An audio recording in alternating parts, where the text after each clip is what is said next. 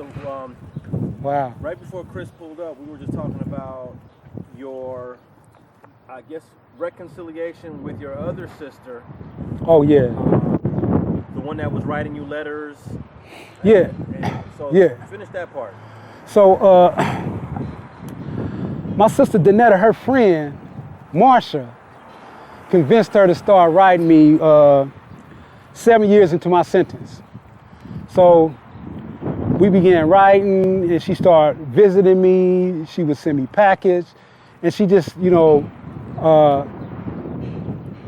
she just reached out to me with love and compassion, And so when I got out of prison, I just had an opportunity to, she was there when I got out. The day I got out of prison, my sister and my brother were there.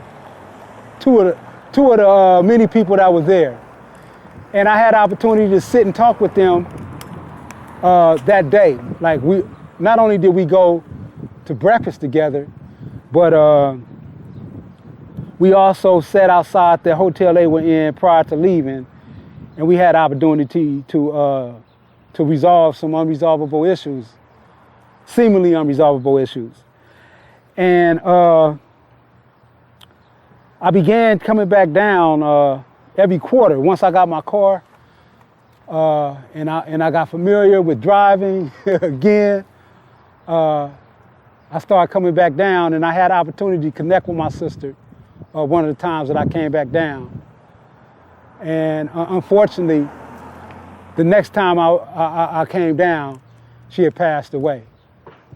And the interesting thing about that is, one of the things that I wanted to do with my brother, and when we talk about healing, and I talk about, healing my family and healing the community, one of the first things I did when I got out of prison, and I made it down here the first time, I went to my mother and David's grave, and I put flowers on their grave.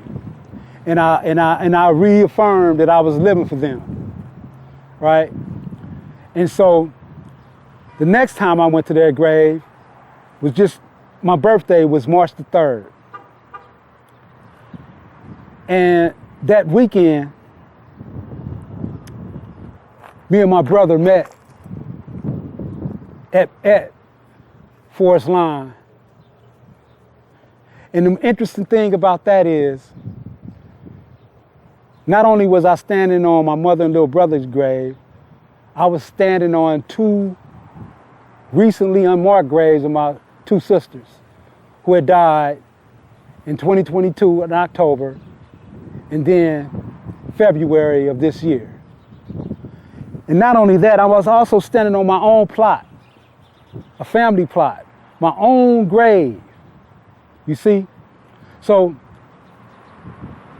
while I was in prison, I had intentions of coming out, having dialogue with my family about what happened. Because it wasn't easy, not something you could necessarily do in prison. So I wasn't able to have that full conversation with my sister. But me and my brother, we were able to have that conversation. Because that was exactly what I wanted to do. And it was the second time that I had made it down to Southern California. Remember, I came down here, every time I come down here, it's for healing. It's healing the community and it's healing the family. And that's what I'm about. Now, Chris's mom jumped on the phone and I believe she revealed some details of what happened to your family, because apparently she was walking by when it happened. What's it like to learn new details about what happened, was it 40 years? Almost 40 years. Almost 40 years ago. Next year, 39 years. 39 years ago. What's that like? So let me say this. Engaging the community, it always brings things to light. One of the things my mother brings up is saying, my mother used to always say that many mothers have probably said in our communities, what's done in the dark will come to light. My mother even told me, now that we're speaking on that, she said, I don't know what it is you're doing out there in them streets, but whatever you're doing, I don't want it to come back on me. So she literally predicted what could happen and what did happen.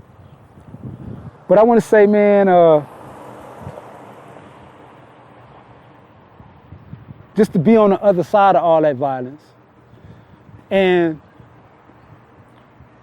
by being in the community, and for Chris to stop and talk to me, who was a toddler at the time I went to prison, and for him to call his mother, and for his mother to share with me what she shared with me, is really amazing. I mean, for me, those are signs. Those are signs.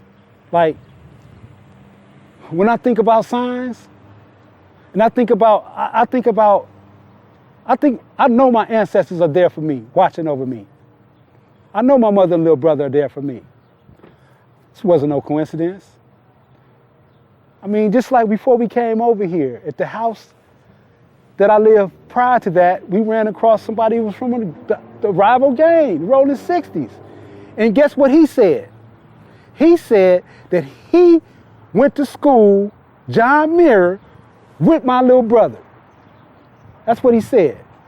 And he said that one of my homeboys took off on him at St. Andrews Park, and I stopped it, saying he was just a kid.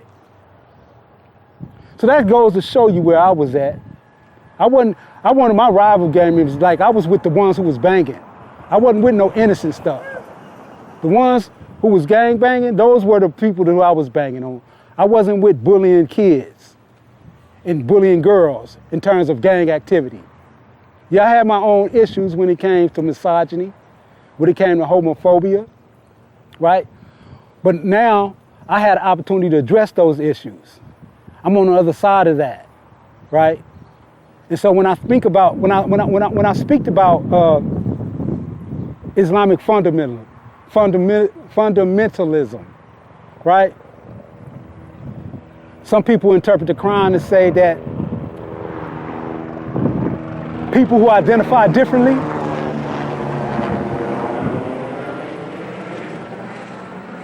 should be killed. That's not in my life. Like, you know, and then the Quran also endorses women being beat by their husband. You know, that's also something I no longer support.